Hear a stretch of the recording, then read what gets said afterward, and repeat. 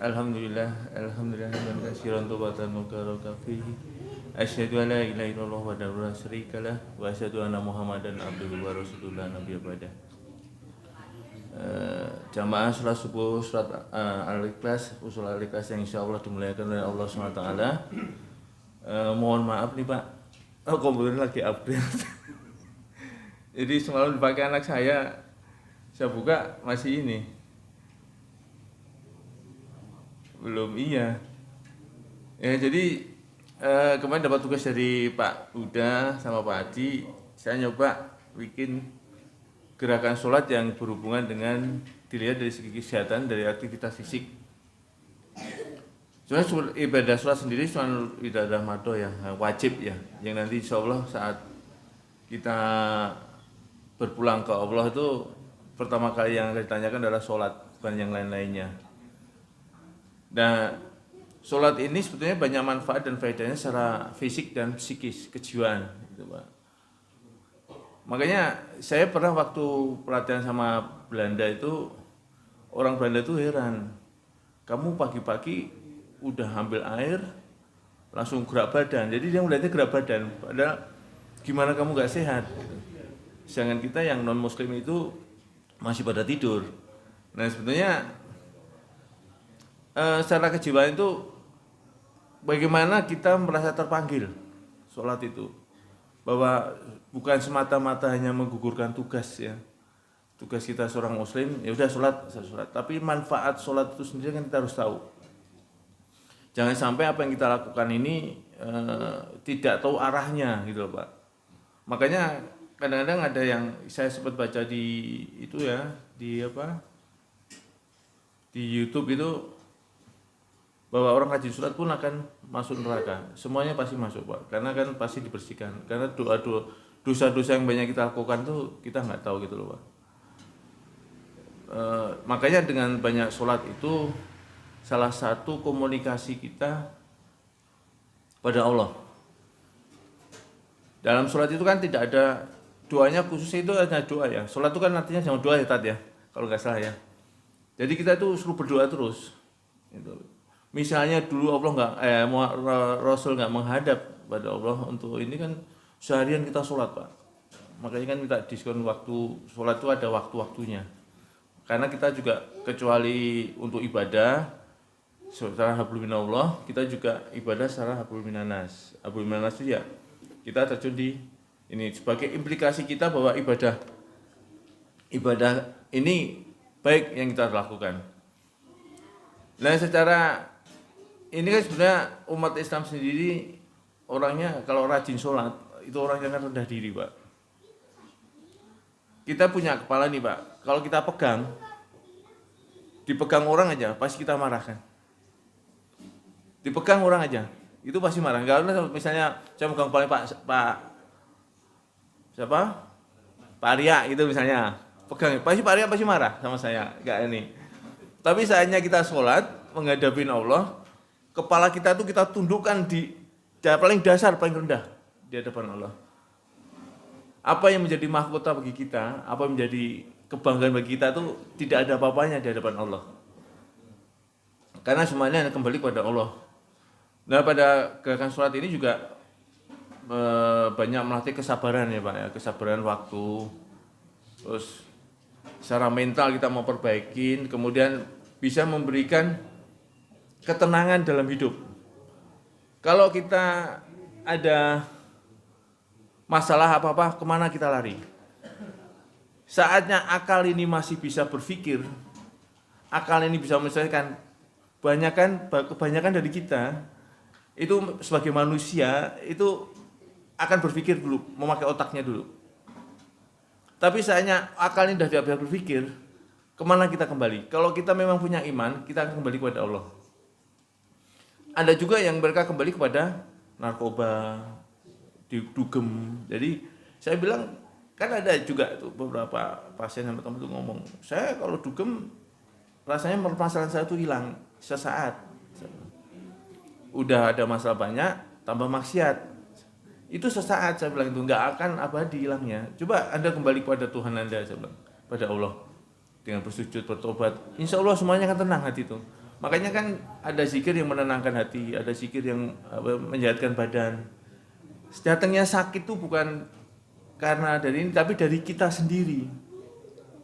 Makanya kan ada beberapa, saya pernah mengalami kejadian sendiri ya, waktu itu eksiden kecelakaan sampai nggak sadar 3 hari, saya sempat masuk di ICU itu. Nggak tahu nggak apa, tapi bayangan saya waktu di ICU itu kayak sendirian aja. Itu Pak. Jadi, walaupun saya nggak sadar, tapi hati kan masih sadar.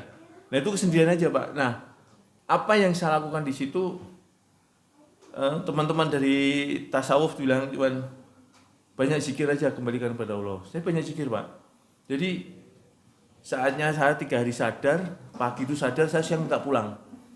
Saya bilang, saya bisa ngobatin sendiri dok. Saya nggak usah minum obat. Saya bukannya ini sombong, tapi saya udah yakin pertolongan Allah akan datang. Karena kita tidak hanya meminta kepada Allah, kita tidak boleh ada terbersit sekecil apapun ketidakyakinan kita pada Allah. Karena itu akan menghambat semuanya. Nah saya pulang, saya sampai rumah itu jatuh lagi nggak sadar, tapi saya udah sama teman-teman dari ini ya, tasawuf, ada yang dari sufi, bilang udah sabar bu. Saya masih dengar Pak omongan itu. Makanya saya sholat juga, suatu Fatihah itu sampai lupa. Teman saya, istri saya deketin saya gitu. Istri saya deketin baca, saya ikut baca. Yang penting saya sholat. Nah, dari habis Isya sampai subuh itu saya bikin 2 zikir. Subhanallah ya Pak ya, memang benar-benar ya. 2 hari itu datang tuh kepala itu bunyi prediksi dokter tuh sembuh 1 tahun. Saya 1 minggu udah masuk kerja lagi karena alhamdulillah Allah kasih kecepatan kesembuhan itu. Nah, dampak dan efek dari kerendahan hati kita saat kita melakukan ibadah, itulah yang akan membawa kita kepada kebahagiaan dunia dan akhirat. Dan maaf nih Pak, komputernya masih lama. Jadi efek gerakan dari sholat itu yang Rasul yang dikasih hidayah oleh Allah itu udah mengandung banyak ini Pak, banyak manfaat pada kesehatan secara fisik. Saatnya, jadi tubuh kita ini ada otak, ada tulang belakang. Nah, tulang belakang ini dihubungkan oleh batang otak. Jadi semuanya ini berhubungan. Makanya saya bilang selalu berhati-hati dengan tulang belakang. Tulang belakang ini yang orang medis bilang vertebrae. Nah, tulang belakang ini di dalam korpusnya itu berisi akar-akar saraf. Jadi dia kabel-kabelnya Pak, semuanya itu kabel-kabelnya. Nah, akar saraf ini yang dikeluarkan dari otak. Otak lewat batang otak. Batang otak ini berfungsi komunikasi antara tulang belakang dengan otak. Jadi saatnya melakukan gerakan sholat, saat kita berdiri tegak itu, kemudian menggunakan takbiratul ihram, saat mengangkat tangan ini semua organ bergerak Pak sebetulnya. Sholat itu tidak ada organ yang tidak bergerak. Dari mulut bergerak membaca doanya. Saat takbiratul ihram, posisi tangan ini lebih tinggi daripada jantung. Jadi akan lebih cepat kembalinya ke pembuluh darah, baliknya ke jantung. Nah, saatnya kita melakukan sedekap ini memberikan getaran di dalam lambung. Walaupun kita nggak perasa, tapi di dalam tubuh kita aliran darah ini bergerak Pak. Coba Bapak perhatikan di sini, Bapak pegang gini, ada detakan di sini. Jadi sensibilitas kulit ini akan menerjemahkan ke otak. Nah, saatnya habis takbiratul ihram terus kemudian kita membaca doa. Saatnya rukuk, gerakan rukuk itu kita sebetulnya gerakan rukuk yang benar itu saya baca tuh taruh di atas gelas, dia tidak jatuh gelasnya. Jadi benar-benar lurus. Gitu. Nah, saatnya melakukan gerakan rukuk itu terjadi stretching dalam ligamen longitudinal yang berasal dari occiputnya sini sampai tulang ekor. Itu melalui stretching, gerakan menurun. Saatnya stretching itu, Pak, kita melakukan gerakan stretching itu, aliran darah akan meluap, Pak, memanjang. Jadi kebutuhan apa yang di dalam diri kita saatnya lakukan stretching itu akan enak, nyaman. Makanya kalau sholat juga nggak boleh ya, posisi ruko itu nekuk lutut, itu nggak boleh. Harus terasa, lutut harus lurus. Kemudian terasa gerakan di otot-otot otot-otot belakang kaki ini ketarik sini nih sampai betis, itu kerasa ketarik, itu yang benar kan? Saya tanya-tanya katanya yang benar begitu. Jadi posisinya ketarik benar, dan itu memang rasanya beda gitu, Pak, saat terjadi stretching ini. Karena sering sekali cedera itu terjadi pada tulang belakang. Kalau tulang dada ini nggak akan gerakan, Pak, nggak ada bergerak, dia mati tulangnya, sendinya tuh sendi mati, osteoplasti. Jadi kalau sini bergerak kita bisa dilipat ke pakaian. Yang bisa dilipat tuh cuma lumbal 1 sampai lumbal 5. Jadi punggung sini, pinggang ini sampai 5. Yang sering terjadi cedera itu di torakal 12 sama torakal tuh di tulang layang ini, ada tulang 1 di sini, kalau pegang paling bawah itu tulang layang, torakal 12 sama sama lumbal 1, 2, 3. Karena kenapa dia banyak cedera? Karena banyak mobilitas di situ. Mobilitas sendi. Sebetulnya kalau sholat kita benar, otot itu terjaga, Pak, sendi itu. Karena gerakan sendi itu kan begini. Sini ada bantalan sendinya. Saatnya kita gerak rukuk, ini begini, Pak. Nah, di sini akan ketarik, Pak, sampai kepala sini. Karena ligamennya di sini, ligamen longitudinalnya itu di sini. Dan di situ terdapat otot-otot besar. Sini tuh semuanya. Back muscle-nya tuh banyak otot-otot besar. Nah, karena apa, Pak? Allah ciptakan otot-otot besar ini, memang Allah tahu bahwa disitulah tempatnya istilahnya aktivitas. Karena tulang belakang ini sebagai tulang atlas, penyangga. Jadi kok penyangga ini nggak kuat, ya kalau bangunan pasti gitu ya. Kalau fondasinya nggak kuat, bakal roboh. Sama dengan tulang belakang nih, Pak. Tulang belakang kita tuh mampu menahan beban 500 kilo. Itu mampu segitu. Makanya kayak orang-orang angkat besi itu, Pak. Orang angkat besi itu kan selalu pakai sabuk sini nih. Kenapa nggak sabuknya di atas? Sabuknya selalu di sini, karena sini yang bergerak. Saatnya kita mengangkat beban berat nggak kuat, nih, saatnya begini nih, ini nggak kuat, ke sini kebuka nih. Nah, saatnya kebuka ini, di dalam ini banyak bantalan, ditutup sini saraf-sarafnya ini. Nah, ini akan brojol, Pak, isi dalamnya nih. Makanya jadi HNP itu, hernia nukleus pulposus. Nah, saatnya sholat, saatnya kita rukuk yang benar, agak ditahan, ini terjadi penguatan di sini, Pak, di ligamennya ini. Karena ligamen ini tidak bisa dikuatkan dan tidak bisa ditingkatkan kekuatannya. Karena ligamen itu udah dikasih Allah tuh kuat. Kalau di sapi itu yang uratnya itu, Pak, yang putih itu. Nah, uratnya yang putih itu nggak bisa lagi dikuatkan. Tapi apa yang bikin dia kuat? Otot. Bapak bandingin, di sini ada sekitar 25 tulang. Kenapa dia nggak berantakan, Pak? Saya gerak apa-apa dia nggak berantakan. Buat mukul juga nggak berantakan tulang kita.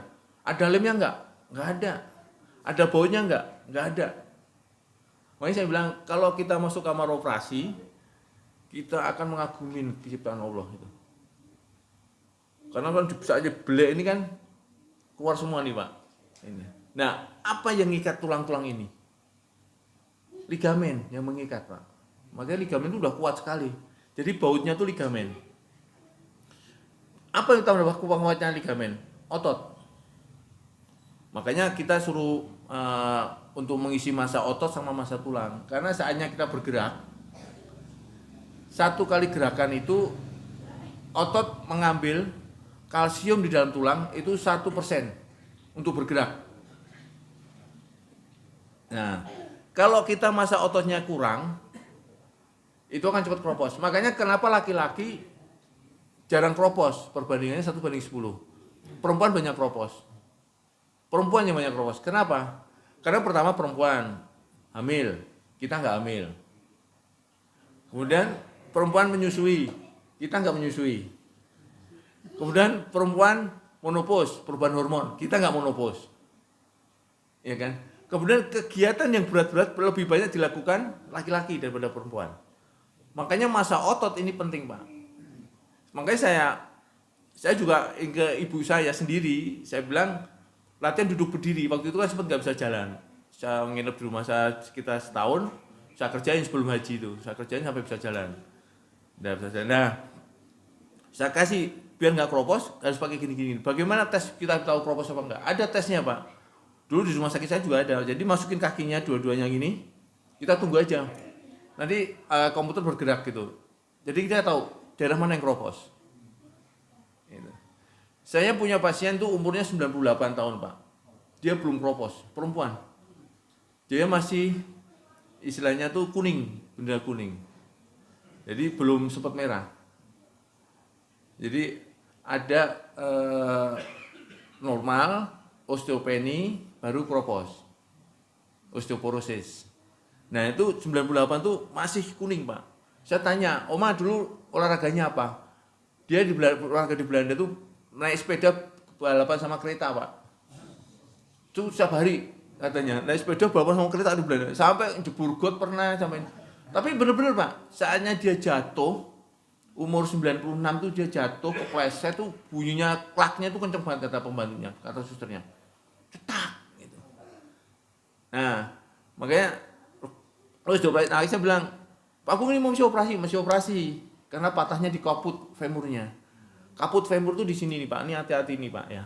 Pada anak kecil yang suka ditendang itu hati-hati karena di sini ini bentuknya begini nih, Pak. Ini acetabulumnya, mangkoknya ini begini. Nah, ini ada jarak begini, Pak. Semua sendi ada jarak. Kalau udah stenosis, dia rapat gini pasti bermasalah. Nah, di sini sendinya ini pembuluh darahnya nggak bagus. Berapapun usianya, dia kalau patah ini harus operasi. Ganti titanium, Pak, emas putih. Emas putih nanti masukin dalam tulang sampai segini, sampai separuh ini. Nah ini kalau udah pakai gini, udah banyak pantangan yang nggak boleh dilakukan. Nggak boleh banyak loncat, nggak boleh banyak jalan, nggak boleh lari. Karena nanti kalau ini banyak kegiatan yang dilarang itu dilawan, karena kan gini, Pak, gerakannya. Nah ini titaniumnya ini masuk, ini tulangnya. Nah dasarnya dia geraknya begini, akan ngungkit tulangnya. Makanya ini, Pak, kalah tulangnya.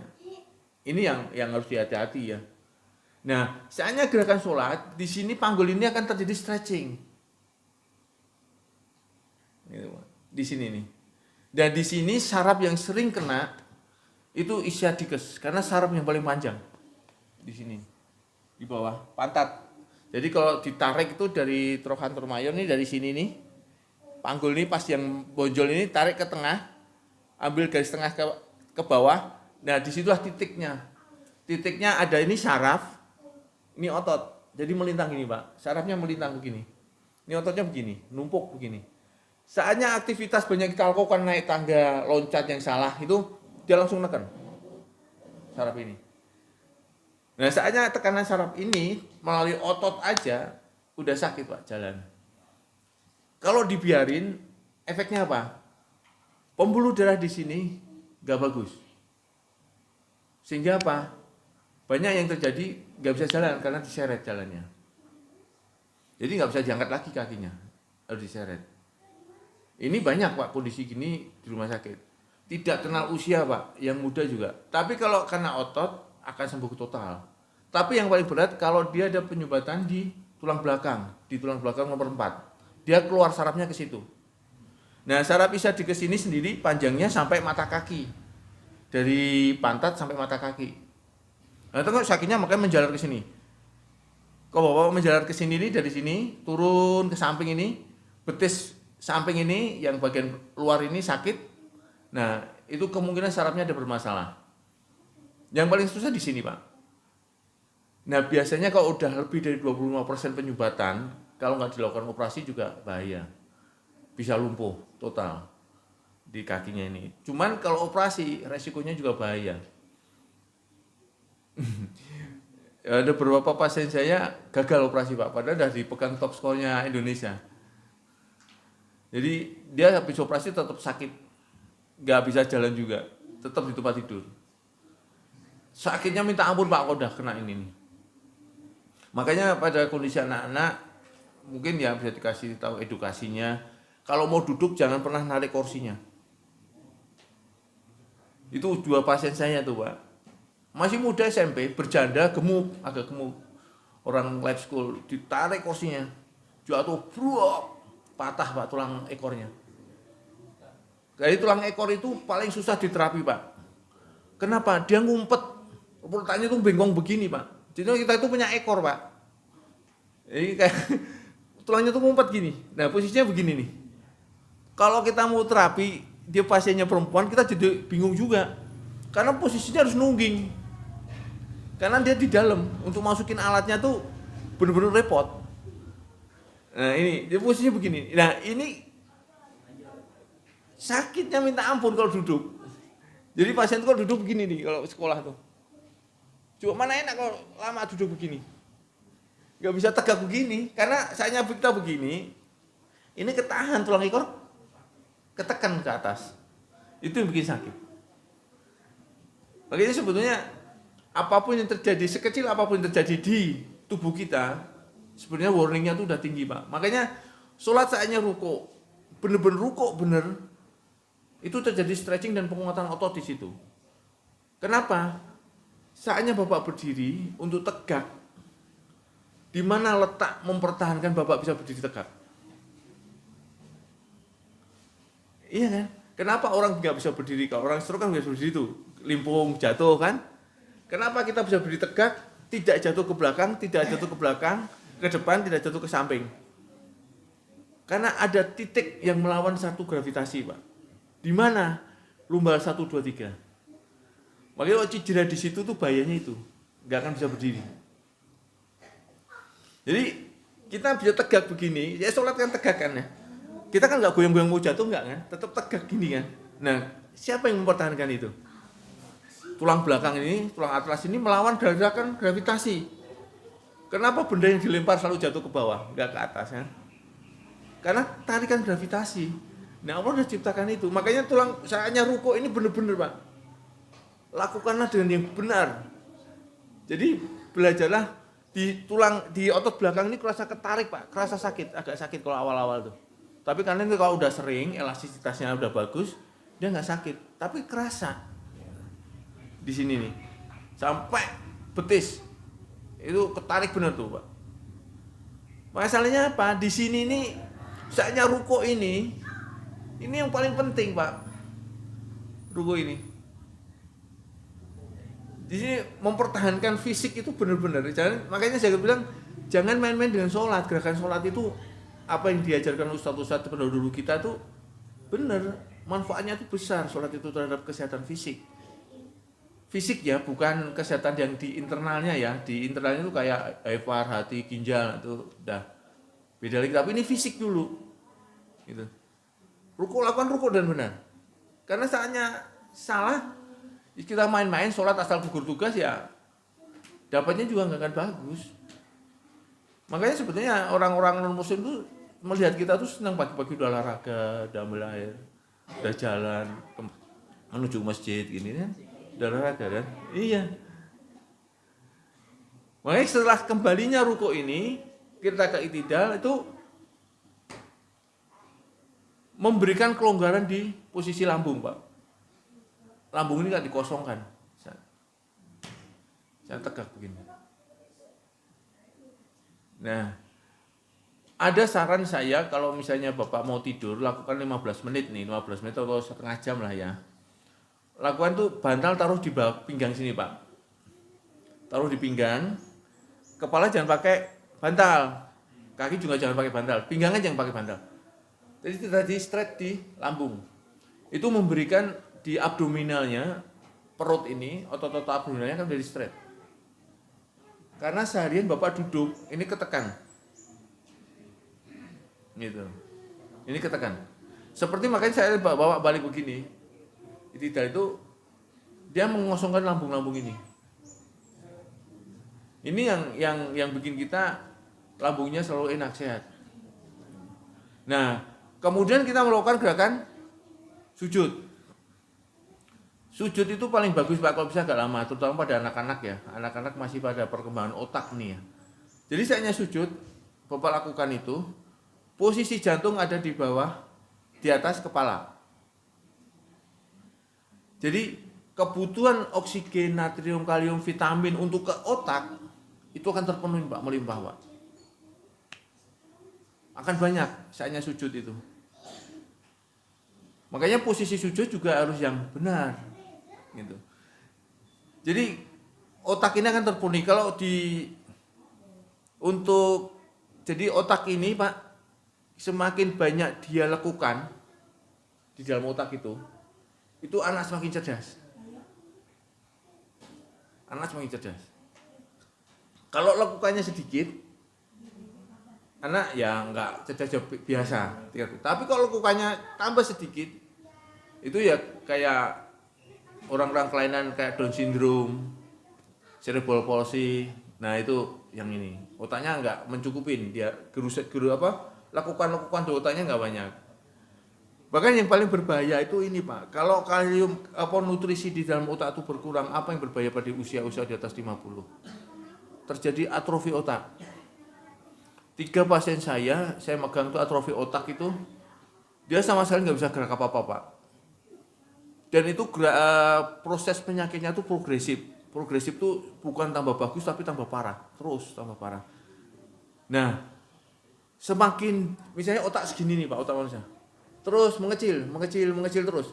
Nah, saatnya terjadi pengecilan ini kan kontrol gerakan semua tubuh nih Pak, baik jantung, lambung, apa-apa gerak itu semuanya di otak. Nah, ini mengecil Pak. Nanti akhirnya diameternya semakin kecil Pak. Akhirnya kerusakan organ semuanya dan tidak bisa gerak ya. Titik akhirnya otot jantungnya yang kena. Kalau Bapak bisa bayangin Pak, kalau Bapak punya mesin mobil, Bapak nyalain selama 60 tahun, kira-kira hancur nggak tuh Pak? Kuat nggak? Nggak bakal kuat Pak kan? Tapi lihat jantung, otot jantung ini nggak berhenti Pak, walaupun kita tidur. Kalau berhenti kalau sampai dia berhenti ya wassalam, udah bablas, pindah ke alam lain. Ini Bapak umur berapa sekarang? 80, 90, 60. Ini ya, ini nggak berhenti Pak, otot jantung nih. Makanya kenapa kita disuruh istirahat tepat waktu jam 10. Jangan bilang kita muda, jangan bilang kita masih kuat, salah. Kita kuat saat muda itu karena tenaga masih oke lah ya full. Tapi di saat prestasi kita kerja itu sebenarnya gini Pak. Berhenti ini di umur 35. Kekuatan fisik ya. Di umur 35. Di 35 itu sampai jangkang. Sampai umur 45, 40 sampai 45. Kecuali dia ada penyakit kronis kayak gagal ginjal, liver. Nah, itu beda lagi, asam lambung. Nah, ini gini. Saatnya 45 dia mulai turun. Turunnya ini mau terjun bebas atau turunnya ini pelan-pelan. Nah, kalau turunnya terjun bebas ya makan sembarangan, sering begadang, minuman alkohol, merokok, kayak gitu-gitu. Itu yang bisa terjun bebas. Makanya pada kondisi-kondisi sekarang ini banyak yang terjadi begini nih Pak, langsung begini di rumah sakit itu grafiknya. Karena sekarang banyak anak-anak usia stroke itu umur 35. Saya beberapa pasien tuh Pak di rumah sakit itu umurnya umur produktif di bawah 40. Jadi saya selalu udah bisa diduga Pak. Pertama pasti kerja sampai tengah malam. Yang kedua pasti hobi ngopi. Yang ketiga nggak ketinggalan nih pasti sama ngerokok. Iya Mas Agung, bapaknya kok kerja malam sampai pagi. Itu sebenarnya salah. Allah udah kasihkan istirahat maksimal jam 10. Bangun jam 4 atau setengah 4 lanjut. Tapi Nah, tapi kan ada ini ya Pak. Makanya ada istirahat ini ya Pak ya, istirahatnya saatnya dia habis bekerja, dia ada istirahatnya. Nah, waktu itu harus tidur, benar-benar rest. Jangan merasa pagi masih fisik masih kuat, karena di rumah sakit juga ada Pak. Dia senangnya kerja malam. Itu. Terus pagi habis jam kerja dia nge-Grab. Apa yang terjadi? Kena hepatitis, parah. Jadi akan ada dampak efek negatif ke dalam tubuh. Kalau misalnya begadang itu memang penting kan lagu mana? Begadang tidak ada gunanya, kalau ada gunanya nggak apa-apa gitu Pak. Misalnya ngerjain tugas, itu kan nggak setiap hari. Gitu.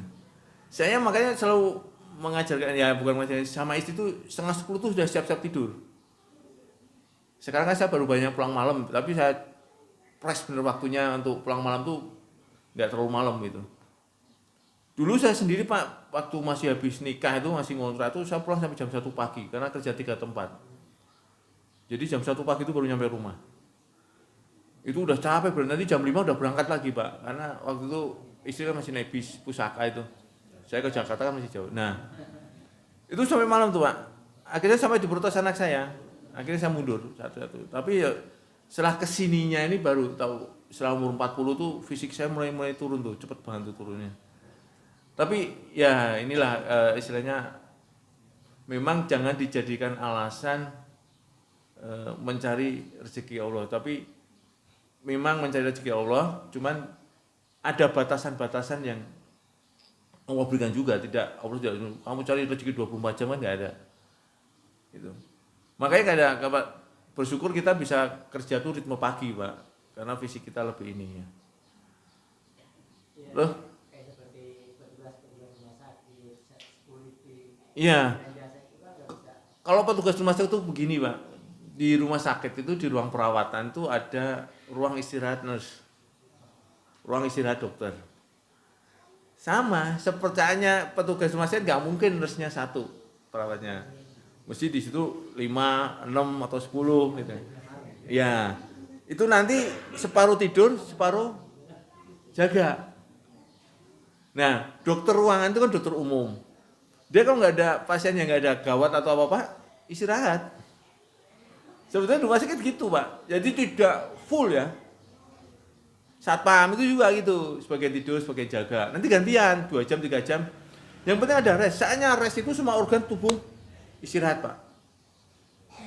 Apa yang perlu kita jaga Pak? Pembuluh darah otak. Ini yang perlu kita jaga Pak. Makanya saatnya sujud, agak lama ditahan. Itu, ini biar nggak ada penyumbatan di pembuluh darah otak. Karena ini bahaya kan kalau penyumbatan. Makanya kayak gini Pak, ada satu tip. Kenapa orang sering jatuh di kamar mandi? Orang-orang yang udah tua itu ya, sering jatuh di kamar mandi. Salah. Itu bisa jadi faktornya lain Pak. Faktor yang paling utama adalah saatnya mandi, bangun tidur, mandi pagi, langsung guyur air kepala. Itu yang nggak boleh. Rasul mengajarkan, guyur dulu kakimu sampai lutut, guyur airnya. Terus kemudian diemin, kasih cipratin ya Pak, ciprat gini aja di perut. Hitung 5 detik. Kemudian ciprat lagi di punggung, nih, tengkuk. Habis itu tunggu 10 detik, hitung aja. Saatnya Bapak guyur, itu nggak akan dingin. Makanya saatnya kepala ini diguyur duluan, orang yang jatuh di kamar mandi itu, terjadi dingin kan Pak. Langsung pembuluh darah itu ke otak semua Pak, untuk memanaskan. Karena tubuh kita tuh, ini, untuk tubuh kita nih nggak mau dingin Pak. Makanya kalau di rumah sakit itu kalau kita pegang kakinya, udah mulai dingin banget dua-duanya, pegang lututnya mulai dingin, itu biasanya udah sakratul maut Pak, naik tuh nyawanya. Udah, beneran itu Pak, pegang deh gua kakinya, dingin bener kayak es, naikin, sampai lutut, dingin udah nggak lama. Bukan kita ini ya, kita mau ditakdir enggak ya, tapi ada ciri-ciri yang mau meninggal, di agama juga ada kan ya, ciri-ciri yang mau meninggal. Nah, itu terjadi juga Pak di temen, jadi lama nunggu anak, sekitar 20 tahun, baru punya anak. Saya punya anak, ya namanya mertuanya seneng kali ya, urut bayi itu Pak, diurut perutnya. Bapak tahu nggak, diurut kan di luarnya nih Pak, perutnya tuh bisa melintir Pak ususnya, di USG itu. Jadi kayak onting-onting itu makanan itu Pak, yang gitu. Bisa melintir gitu Pak, padahal yang diurut kan perutnya itu. Iya, kayak tambang gitu. Muntah itu, akhirnya nggak bisa makan Pak. Nggak bisa makan, infus terus kan, untuk tetap ngasih dorongan. Nah tempat saya nggak bisa, direfer lah ke harapan kita. Di harapan kita, langsung ditembak duit, berapa Pak, pengen tahu? 150 juta uang mukanya. Waktu itu belum ada BPJS. 150 juta, ya dia sebagai cuma penjaga gudang Pak, jadi di gudang rumah sakit itu, di apotek itu, dia nggak punya, dibawa lagi pulang. Lu kok dibawa pulang Mas? Ada duit Pak Haji. Oh, udah masuk di ruang.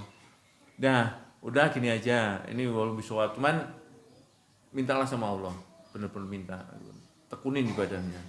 Karena saya lihat Anda kurang tekun untuk sholat, untuk minta pada Allah. Mintalah, biasanya dikasih. Nah, pas coba kita doain nih Pak, kadang-kadang saya kan ini disuruh minta dengan pasien gitu, doain gini, kayak nolak Pak. Terus saya bilang, kakinya udah mulai dingin tuh Pak. Mas, jangan ditinggal kemana-mana ya, kecuali kencing atau buang air besar. Tungguin anaknya, bacain ayat suci Al-Quran. Oh, udah tanda-tanda. Bener Pak, 3 jam dari itu nggak ada. Jadi ada tanda-tanda ajal itu saat di rumah sakit itu ada Pak. Ada yang waktu itu ini juga apa?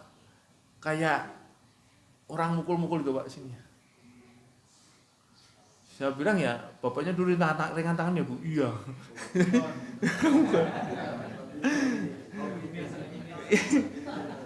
Terus saya juga punya pengalaman pasien tuh kasihan juga. Tapi inilah Pak, sebetulnya ini apa, karma yang tidak kita sadarin.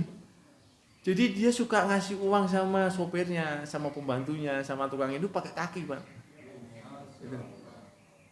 Usia-usia 70 itu amputasi Pak. Amputasinya pas dia yang sering buat ngasih duit, ngasih makanan itu ditendang. Makanya agama kan larang Pak, kasih yang benar gitu loh. Kayak tangan kanan, kayak itu karmanya ada Pak, sebenarnya karma itu berjalan. Tapi kita nggak sadar Pak, bener? Nggak sadar kita. Kalau Pak Karman beda enggak? Ahli singkong nih ya. Nah,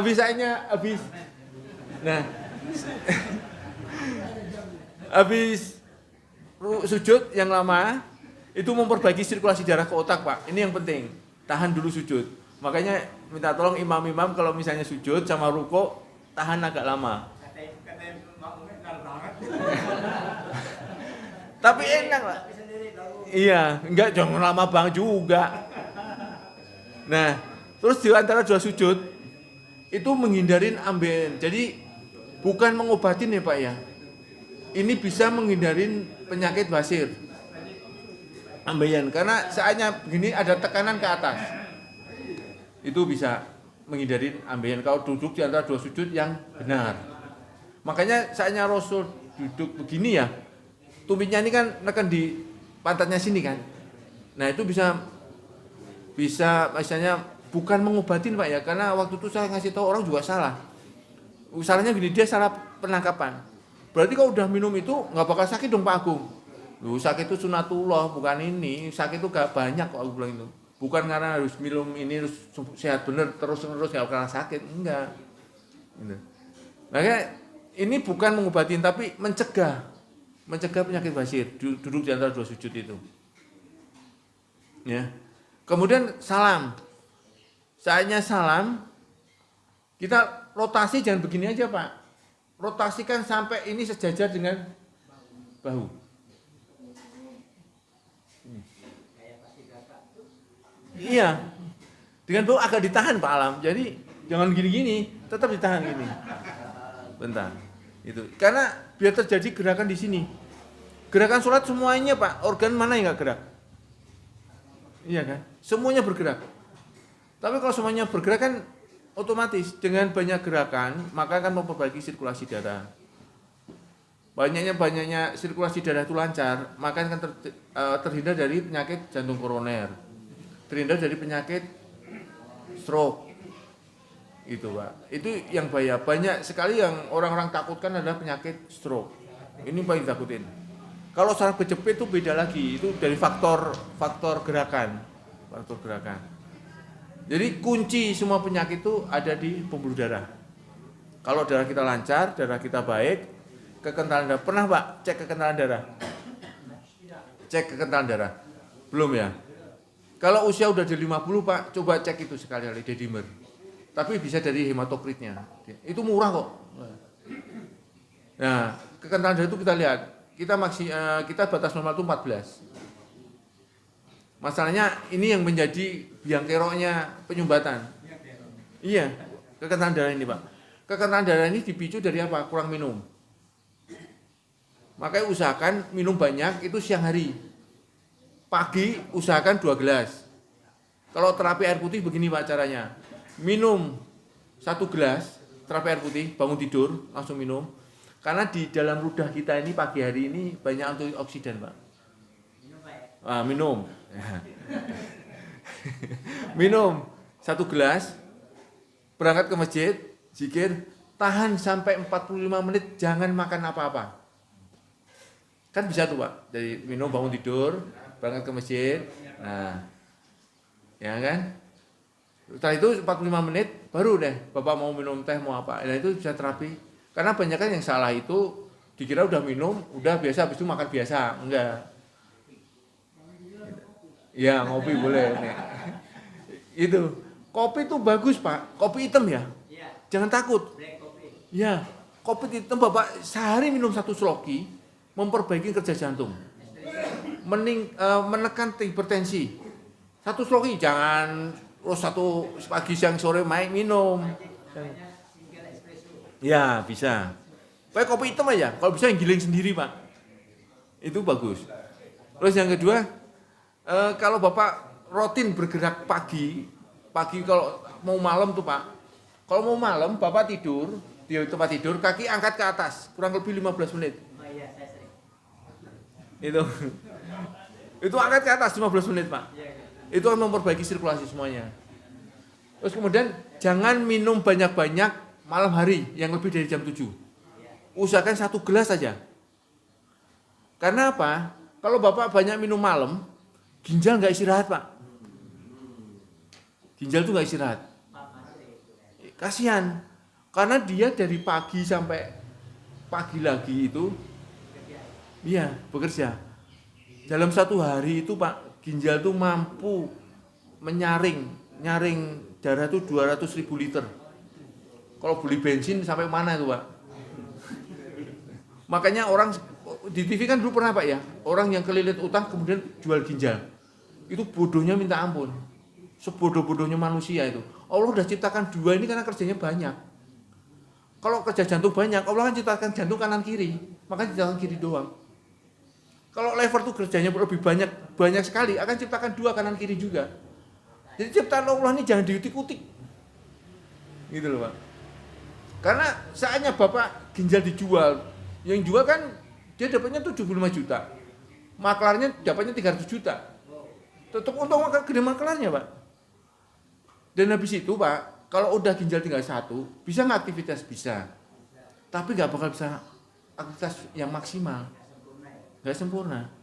Dan darah akan gampang kotor. Karena racun di darah ini Pak, kalau Bapak lihat asam urat aja, asam urat yang tinggi ada nggak nih? Nah, asam urat itu Pak, kalau udah ke kulit, Bapak sobek nih, udah nggak kerasa nih Pak. Saya pakai silet aja sobek, krek, nggak kerasa. Nanti Bapak bawa gini nih, kayak kapur, kayak tepung gitu. Itu nggak kerasa Pak. Apa yang dirusak asam urat? Pondasi ini, pondasi sendi. Purin itu pencetus asam urat tinggi. Makanan apa yang banyak purin? Ya bisa gorengan. Cuman yang banyak purin itu sayuran itu di bayam dan kangkung, tapi batangnya. Batangnya jangan dimakan. Makanya kalau Bapak beli gado-gadoan banyak batangnya tuh Pak, dari daunnya. Nah itu purinnya paling tinggi. Kemudian apa yang paling tinggi lagi? Purin. Ikan-ikan laut. Siapa yang hobi ikan laut? Ikan laut itu bagus untuk nurunin kolesterol, tapi tidak bagus untuk orang penderita rematik. Ya. Makanya saya bilang kayak terapi kretek-kretek itu juga berbahaya nantinya Pak. Kenapa tangan kita bunyi nih Pak? Ditarik nih. Ya, saatnya Bapak ditarik gini, ada gelembung yang masuk. Saatnya Bapak tekuk bunyi, tek, gelembung itu pecah. Jadi tubuh ini udah reaksinya udah banyak Pak, proteksinya tuh banyak banget. Saatnya tulang kita rusak nih Pak, tek, patah. Nggak usah dioperasi Pak, nyambung. Cuma nyambungnya jelek. Kalau patahnya gini, tapi kalau overlapping begini, kan jadi pendek sebelah.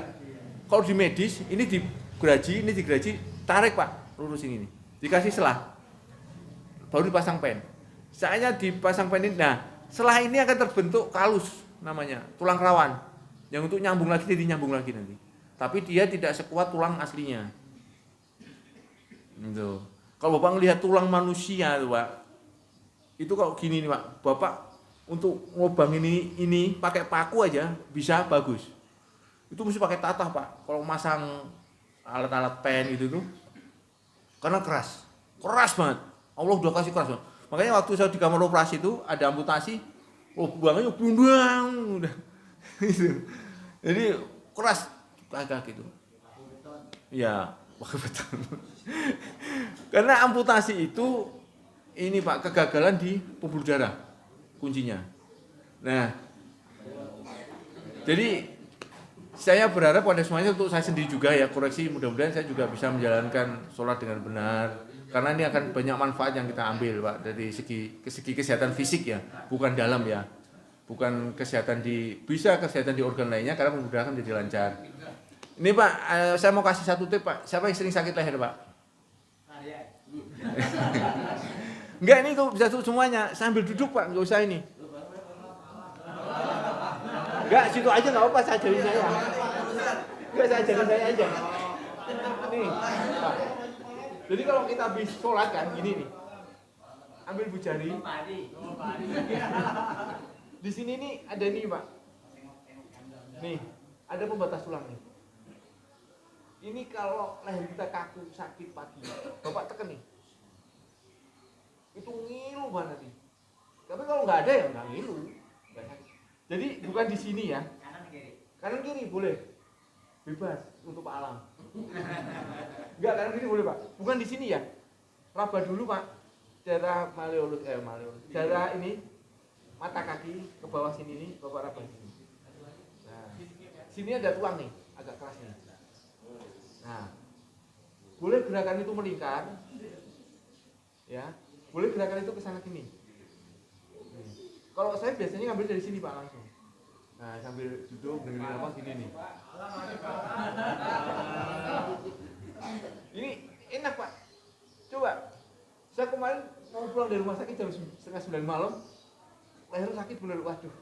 Udah saya diem aja duduk, saya gini aja kira-kira setengah jam. Langsung pulangin Neng. Nih, sini nih. Gak apa-apa, di situ gak apa-apa Pak. Tapi jangan dibunyiin. Nah, itu jangan mau. Kejadian masa saya Pak. Potong di DPR, di bawah pohon rindang. Jadi di masa sini dibunyiin Pak, nggak balik Pak, begini nih. Iya beneran, saya bilang, Bapak kenapa lehernya? Dibunyi itu kan potong rambut masuk ke, aduh. Saya bukan tidak menangani Pak, resiko tinggi kalau salah. So bener nggak mau diganggu Pak, HP matiin Pak. Karena saya melakukan manual di titik-titik. Yang di sini kan yang mati di Pondok Indah itu Pak. Yang di sini ada arteri ini. Nah, ini ada stenokel buat review. Di bawah sini nih ada arteri. Arteri itu darahnya kayak semprotan jet pump loh Pak. Duh, itu nggak bisa berhenti Pak. Kalau darahnya belum habis. Nah di sini nih ditekan kan, saya melakukan chiropractic, tekan diputer. Pertama aman. Si anak mau kembali ke Singapura kuliah masih rasa sakit. Tambah tekanannya, tek kecepet Pak. Itu kan detik meninggal. Karena ini ke otak. Lewat, bablas, salam. Makanya saya hanya melakukan manual di sini nih, saya nggak pernah mau diganggu Pak. Kalau dia bawa anak, bawa ini tak suruh keluar. Karena pegangannya itu harus pas. Karena resikonya itu. Kalau kita tahu, makanya kalau ngurus di sini nih mesti hati-hati. Saya kok ngurus di situ tuh Pak, melakukan istilahnya tuh myofascial release. Ini saya pakai ujung jari nih Pak. Karena dengan begini, jadi kayak MLDV, masas limpe itu tidak boleh ditekan. Ini cepet Pak, kalau untuk bengkak apa cepet langsung turun.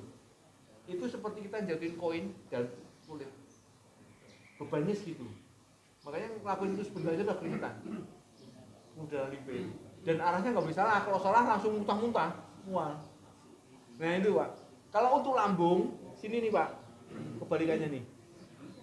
Lambung. Ya, ini kan ada tulang nih Pak. Tulang yang sejajar ini sama lambung. Nah, ini enak tuh Pak kalau punya lambung tuh, yang mah. Kalau saya obat mah nggak saya obatin Pak. Kasihan istri, kasihan istrinya. Nah. Kalau istirahat jantung itu saat bersin benar nggak ya? Istirahat jantung saat bersin. Jadi gini, kenapa kita bersin dulu alhamdulillah? Karena ada komponen di kita.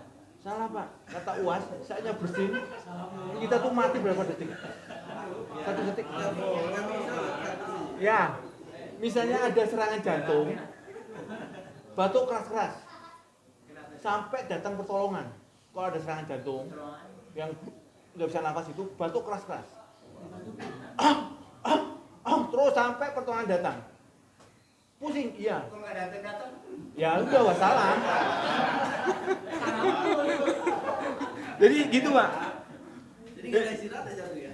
Nggak ada, kalau istirahat ya wassalam. Saya pernah Pak, waktu itu salah dimasukin ring dari sini, ternyata kurang panjang Pak. Penyumbatan saya itu hampir 4 cm.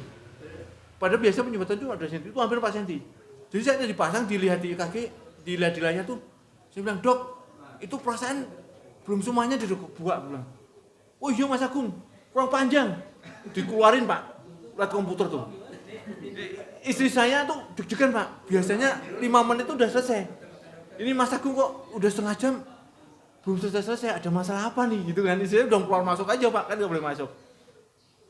Terus sama dokter, pesannya enak bener dokter ngomong tuh. Mas, habis ini nggak bisa narik nafas, nggak bisa buang nafas. Orang kayak kelelep di air loh Pak. Orang kayak tenggelam di air. Jadi narik nafas nggak bisa, ini nggak bisa, buang nafas nggak bisa. Jantung tuh dihentikan Pak, didep langsung berhenti. Itu cuma berapa detik Pak, kok udah kayak mau petet nyawa tuh. Sampai gini nih saya. Baru karena untuk ngeluarin ringnya ini. Langsung oksigen, udah sampai langsung oksigen. Oksigen langsung tembak Pak, biar cepet kan. Karena apa Pak? Tembak oksigen cepat. Bahayanya ke pembuluh darah otak. Ini kalau nggak jalan ini bahaya. Kerusakan di sini ini bahaya Pak. Makanya sebenarnya saya untuk si pribadi saya sendiri ya. Kenapa saya senang banyak zikir lama-lama, beritikaf lama-lama gitu. Yang sering saya lakukan sama istri itu karena enak Pak kalau kita menemukan zikir. Kita menemukan ya arah zikir, lafaz zikir, penempatan zikir. Itu enak kalau kita udah menemukan. Jadi kita kayak bermesraan dengan Allah gitu. Iya, beneran. Saya pernah zikir tuh dari jam 8 sampai jam 5 pagi subuh, enggak bergerak. Itu enak bener Pak, badan tuh. Jadi enggak ngantuk Pak, habis itu langsung kerja enggak ngantuk.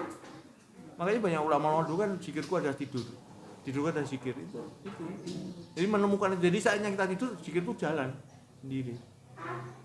Gitu. Ya, mungkin Pak ini yang bisa saya ini karena laptopnya enggak ini, bisa enggak ini, tapi paling tidak gerakan-gerakan sholat inilah yang diajarkan Rasul itu manfaatnya sangat besar untuk fisik, tapi dengan catatan gerakannya benar. Jadi benar-benar gerakannya benar, jadi bertenaga, benar-benar tarikannya tuh benar-benar ini, itu insya Allah akan memberikan kesehatan untuk kesehatan fisik Pak. Kalau ya kita maunya kan, saya selalu hanya berdoa Pak, ya Allah, kalau memang ini jangan sampai dapat penyakit yang berbahaya menular itu.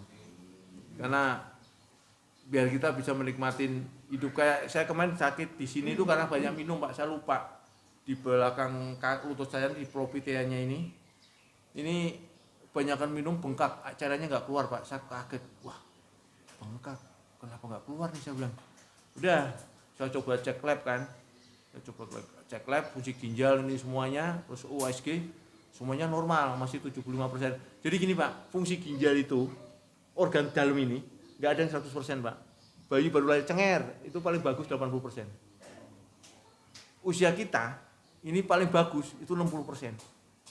Usia Pak Alam itu, bukan kita ya Pak Alam ya, usia Pak Alam itu, kita kan masih muda Pak Ria ya, masih muda ya. Itu 60% itu udah masih bagus Pak. Yang perlu dijaga itu, ya jaga aktivitas fisiknya, jangan begadang, tetap manjakan bodi Pak. Saatnya Bapak misalnya kadang-kadang ada kejenuhan kerja ya, kita mengalami, saya sering mengalami itu Pak, kejenuhan kerja.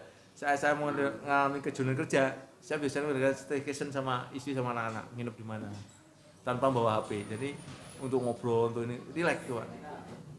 Jadi kadang-kadang kejenuhan itu jangan dipaksakan Pak, karena saat terjadi kejenuhan itu drop antibodi kita. Itu perlu refreshing, tubuh kita itu perlu refreshing. Jadi kemana terserah Bapak mau kemana ke puncak, cuma lihat-lihat. Makanya saya sama istri kalau gitu, ya ke puncak yuk, berangkat Pak, saya jam 2 pagi, wes, sholat subuh di Ataun. Udah di sana cuma beli kopi atau teh, turun pulang. Tapi ada momen sesaatnya itu menghilangkan kecapean, kepenatan. Itu yang penting Pak ya. Ya mungkin hanya itu yang bisa saya sampaikan, mohon maaf kekurangannya. Assalamualaikum warahmatullahi wabarakatuh.